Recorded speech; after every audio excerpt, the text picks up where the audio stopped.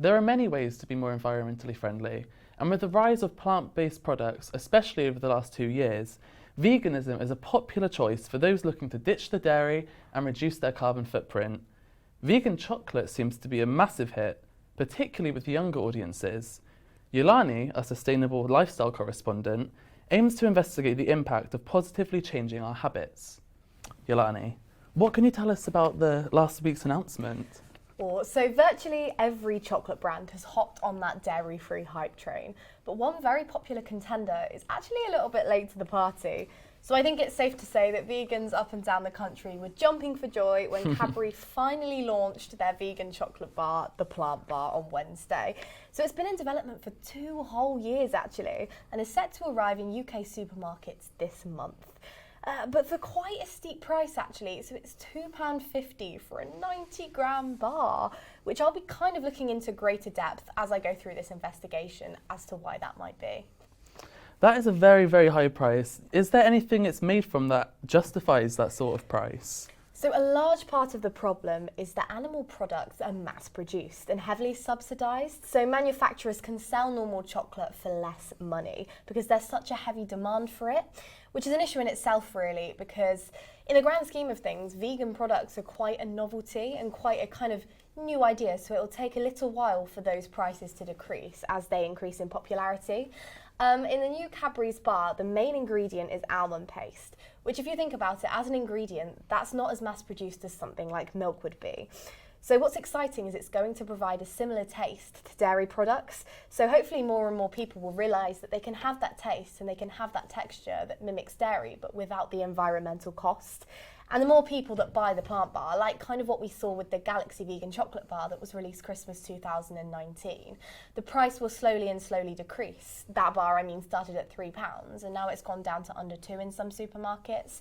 So we are seeing changes. But I think the main problem is just how expensive vegan meat products are. So if you look at the Beyond Meat range, that's £5 for 2 burgers. Now, I'm not denying that a vegan lifestyle can be cheap and can be sustainable. For example, if you're buying things like pulses, grains and beans.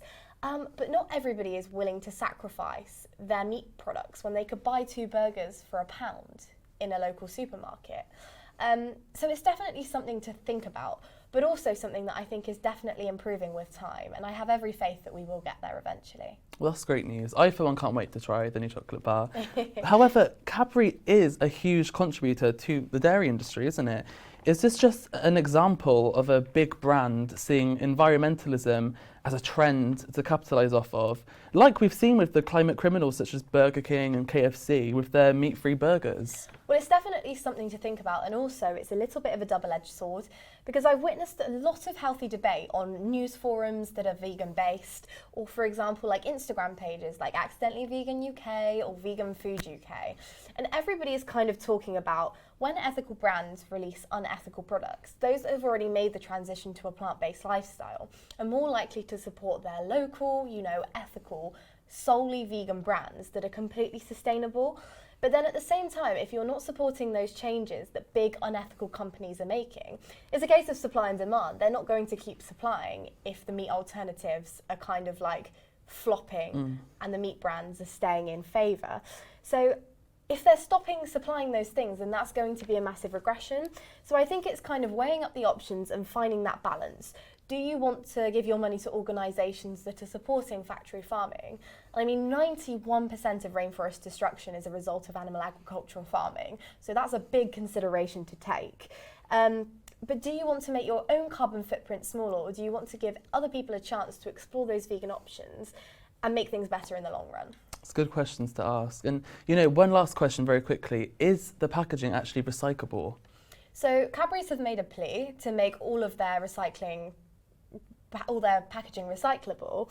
But when Galaxy first launched their vegan range, it was completely eco-friendly and completely biodegradable wrapping. So I think the main question that we have to ask, and the main question that I'm going to look into over the course of this investigation, is why haven't Cadbury's done that?